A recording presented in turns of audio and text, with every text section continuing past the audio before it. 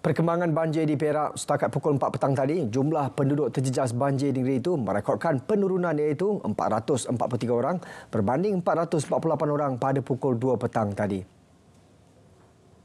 Sekretariat Jawatan Kuasa Pengurusan Bencana Negeri memaklumkan 5 pusat pembinaan sementara PPS masih beroperasi.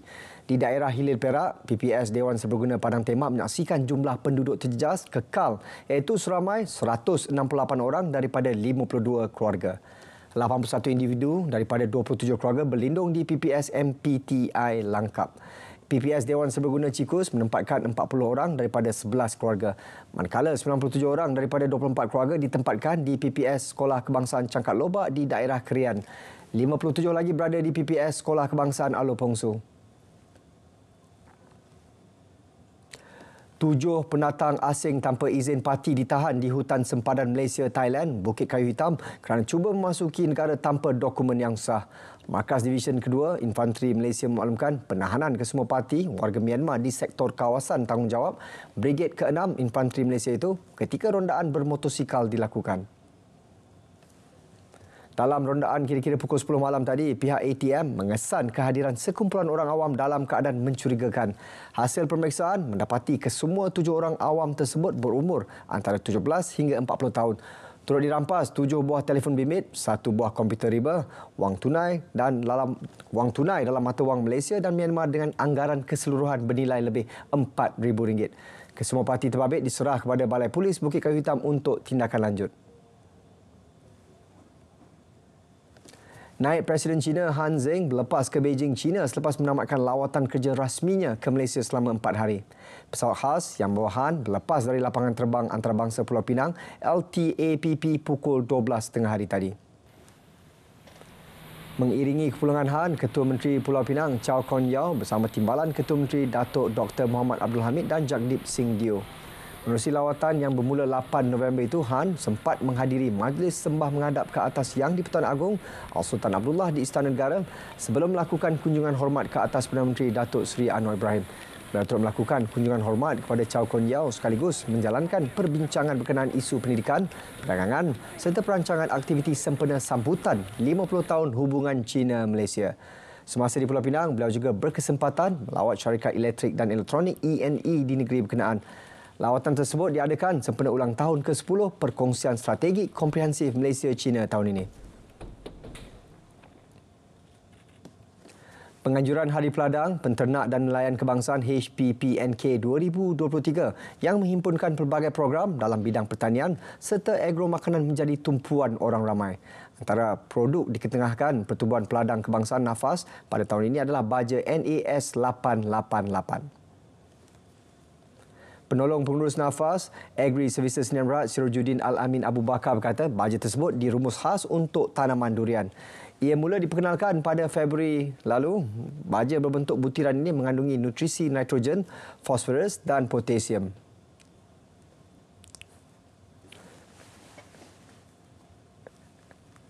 Baja ini khusus untuk durian dan ianya untuk awal musim, untuk awal tahun penanaman, tahun pertama hingga tahun kelima.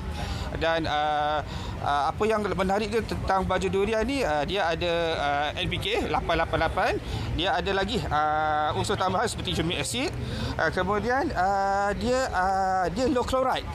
Okey, dan juga yang antara yang kita highlight SOP base lah. Di mana dengan SOP base ni berbeza dengan AOP base. SOP base ni lebih kepada buah lah untuk memaniskan buah durian itu sendiri. Sempena penganjuran, HPPNK NAFAS menawarkan baja NAS 888 dengan harga lebih rendah menerusi penjualan happy hour, iaitu baja seberat 25 kg dijual pada harga RM65, manakala bagi pack 1 kg berharga RM5.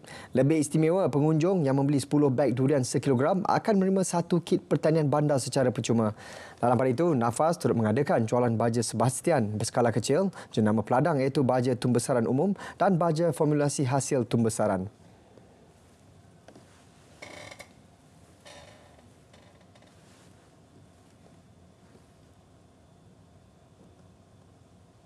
Di mana baja ini kita tampilkan dengan 2 variasi, iaitu baja apa ni?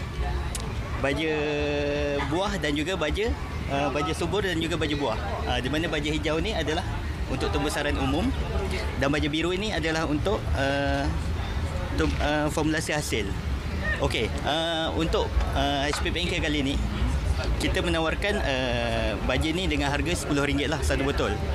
So kalau diikutkan harganya memang berpatutan dalam menangani isu kenaikan baja yang amat tinggi.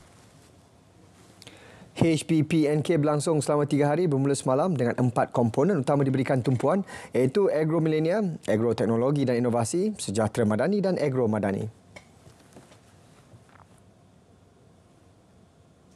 Seramai 20 keluarga terdiri warga mas dan golongan kurang berkemampuan diraikan sempena perayaan Deepavali yang akan disambut Ahad ini.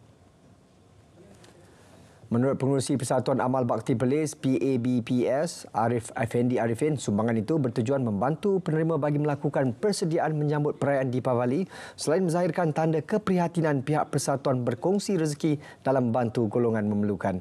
Beliau memaklumkannya ketika menyantuni masyarakat India dalam kawasan kejiranan, kawasan rukun tetangga dan taman perumahan sekitar Boho Latih Kayang. Pemilihan jago angkat berat negara Muhammad Anik Kasdan sebagai atlet terbaru tersenarai dalam program Road to Gold RTG merupakan satu petanda positif ke arah mengembalikan kegemilangan sukan berkenaan. Menurut Timbalan Presiden Persatuan Angkat Berat Kedah, Firdaus Abdul Razak, ia juga pengiktirafan terhadap semangat atlet angkat berat yang banyak mencipta kejayaan di peringkat antarabangsa.